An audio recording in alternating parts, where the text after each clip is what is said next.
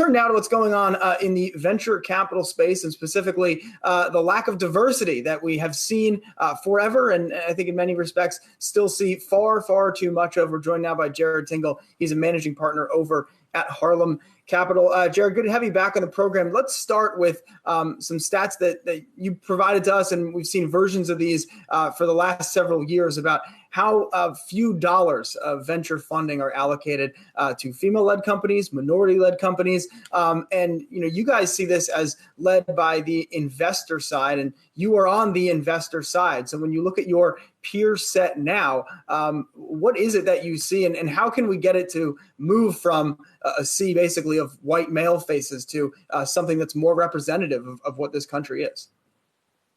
Sure. Thanks for having me. So the problem is dire.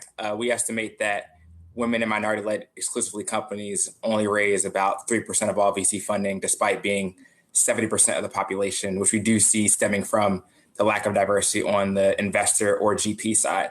The stats are pretty bad there too. Anywhere from 1% to 3% Black and 1% to 3% Latinx on the investment professional side. So what we're seeing now is, there's a lot of talk in the ecosystem now with the Black Lives Matter protests and all that's been going on in the world. And I think we do have more attention because of COVID and everyone being stuck at home. But I think broadly speaking, there are just huge kind of inertia patterns that are going to make it very tough to diversify this space. At least 80% of VCs are white, and probably a fair amount are male as well. So we do think that folks are just trying to do their best, trying to make money, but we do need structural changes to help diversify the venture capital ecosystem. And, Jarrid, you mentioned there's a lot of talk, and I think VC is just one area of American life right now where there's a lot of talk about how people will do better. But when you think about actually making change and actually diversifying that flow of talent into the VC space, what are things that you think can be done that are practicable steps that are not, moving mountains? It's like, hey, just look around. This talent is available, for this space that again is jarring in its lack of diversity. Sure, and I'm glad you're focused on the solution, as we are too.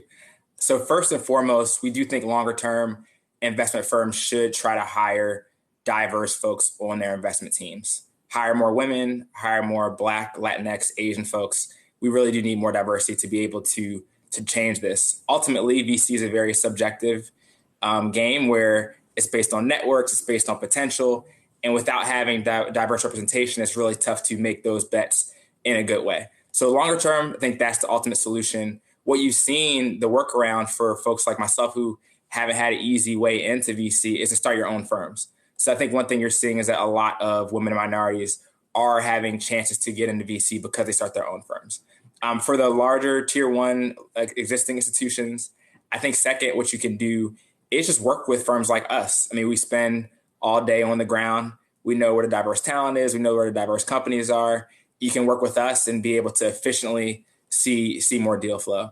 And I guess more longer term, I do think it starts at the bottom as well as the top. You definitely have to have top firm-wide buy-in for why you should focus on try to improve the dynamics. And then on the bottom, you should make sure you're getting junior folks, so analysts and associates that are diverse on your investment teams as well. I think there's a gaping disparity between kind of the movement that we're seeing right now and the feasibility for folks to be able to buy Black-owned products. For example, we recently spoke with the founder of the 15% Pledge, which is an awesome initiative trying to get major retailers to dedicate 15% of their shelf space online and in store to Black-owned businesses. But then the problem is oftentimes these Black-owned businesses don't have the capital to actually scale. They don't have the supply chain connections to be able to be in the targets very quickly. Are you speaking to any of these organizations and campaigns to really bridge those sorts of gaps? Candidly, not as much. So we are a VC firm. We focus on seed stage investing. And so we're focused on tech-enabled, scalable companies. When you look at more consumer products or small, medium-sized businesses, that's not where we play. We want to be helpful. We want to do whatever we can. I think there's a lot of other capital sources that are best suited for them. But we do have an opinion on this stuff.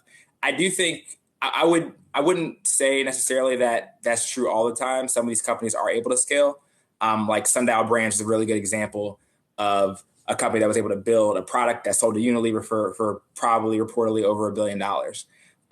What I do think we need to do is make sure we actually have more data.